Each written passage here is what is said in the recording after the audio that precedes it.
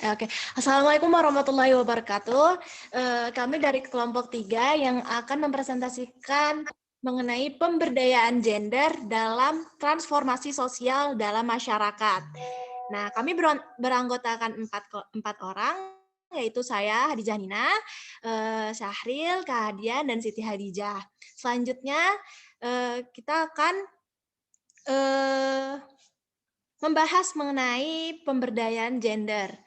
Nah, tahu nggak sih gender itu apa? Nah, selanjutnya kita lihat pengertian gender itu sendiri. Pertama dari pengertian gender. Oke, lanjut. Nah, pengertian kata gender berbeda dengan seks atau jenis kelamin. Gender dapat berubah dari tempat ke tempat, waktu ke waktu, bahkan antar kelas sosial ekonomi masyarakat. Sementara jenis kelamin dalam arti biologis tidak dapat berubah.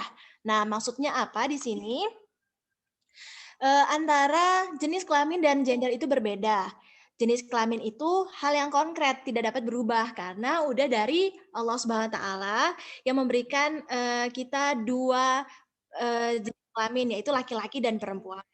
Berbeda dengan gender. Kalau gender itu dia tuh dapat berubah dari tempat ke tempat, dari waktu ke waktu. Maksudnya apa? Dilihat dari tinjauan sosialnya, kemampuannya dia, bisa dilihat dari pendidikannya, teknologinya, ekonominya, dan jabatannya. Nah, konsep gender adalah suatu sifat yang melekat pada kaum laki-laki dan perempuan yang dikonstruksi secara sosial maupun kultural. Dengan demikian, perbedaan gender juga dapat ditukarkan antara pria dengan wanita. Nah, dapat berubah dari masa ke masa karena pengaruh kemajuan pendidikan, teknologi, ekonomi, dan lain-lain.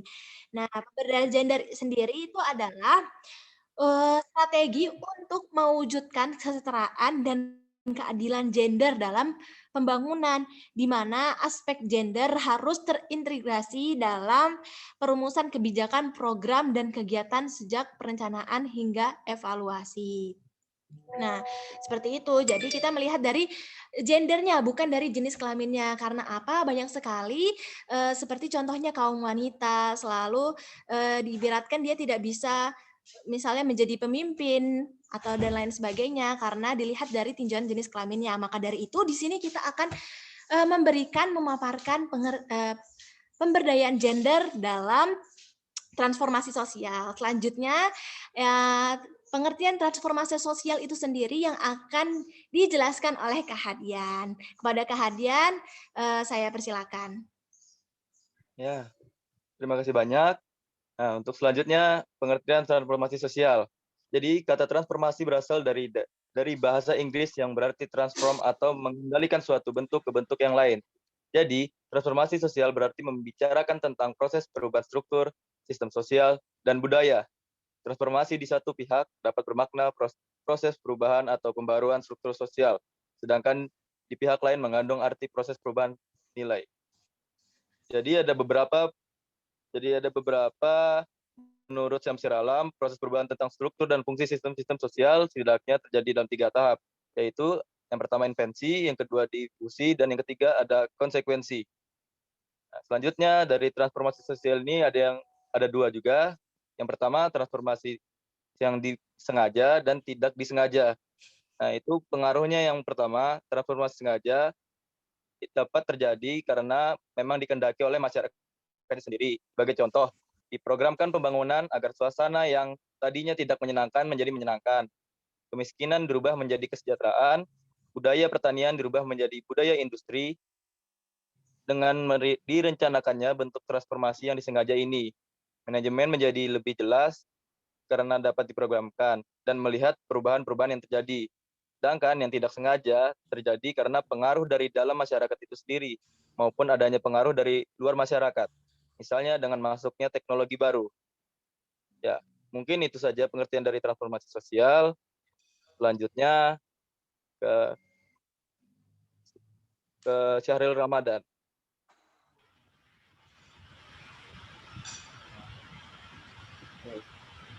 Tentang pemberdayaan gender dan transformasi sosial. Seperti yang kita ketahui, bahwasanya pemberdayaan gender sangat mempengaruhi suksesnya transformasi sosial dalam masyarakat. Karena apa? Sampai kapan kita akan menganggap bahwasanya jenis kelamin yang mempengaruhi nilai suatu pekerjaan? Maka dengan itu,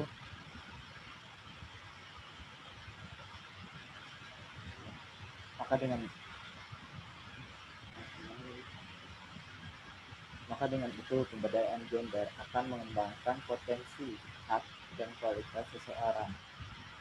Namun, ada setidaknya dalam pembangunan pemberdayaan gender tidak hanya berorientasi pada peningkatan produksi saja, tetapi juga pada peningkatan sumber daya manusia melalui pemberdayaan masyarakat sehingga masyarakat memiliki kemampuan untuk memenuhi kebutuhan mereka secara mandiri dan berkelanjutan. Nah, terus pemerintah mengatur penyelenggaraan pengurus-utamaan gender mulai dari instansi atau lembaga pemerintah di tingkat pusat hingga daerah. Terus tujuannya ini ialah terselenggaranya kebijakan dan program pembangunan yang berspektif gender dalam rangka mewujudkan kesetaraan dan keadilan gender dalam kehidupan masyarakat, berbangsa dan bernegara. Terus pembangunan nasional ini ditunjukkan untuk seluruh penduduk tanpa membedakan laki-laki maupun perempuan. Terus ini diperkuat dengan ditetapkannya Impres nomor 9 tahun 2000 tentang pengurus-utamaan gender yang disingkat yaitu PUIG dalam pembangunan nasional. Nah, oleh karena itu, pemberdayaan gender menjadi hal penting untuk dilakukan. Mungkin itu saja dari saya. Selanjutnya untuk tujuan akan disampaikan oleh Siti Khadijah.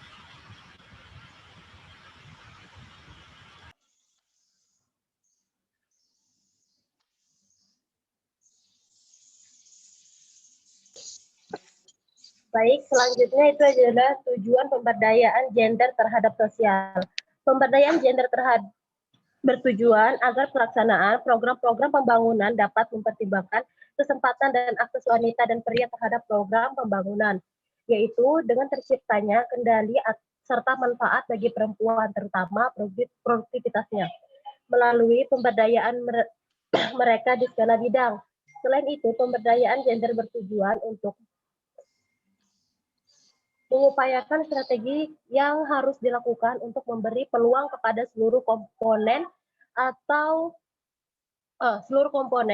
agar dapat berperan secara optimal dalam pembangunan dan upaya untuk menghilangkan hambatan-hambatan yang menyebabkan ketidakadilan gender seperti menganalisasi stereotip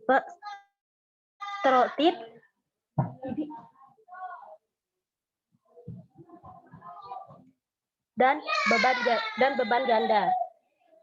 Tujuan pemberdayaan gender adalah terselenggaranya kebijakan dan program pembangunan yang berperspektif gender dalam rangka mewujudkan kesetaraan dan keadilan gender dalam kehidupan bermasyarakat, berbangsa, dan bernegara. Seperti yang kita ketahui, gender dan jenis kelamin itu berbeda. Maka seperti misalnya itu seperti seorang atlet gitu kan, perempuan dan wanita, dia bukan dilihat dari jenis kelaminnya, akan tetapi dari kemampuan mereka. Seperti itulah caranya untuk salah satu cara untuk tujuan memperdayakan gender gitu. Seperti itu.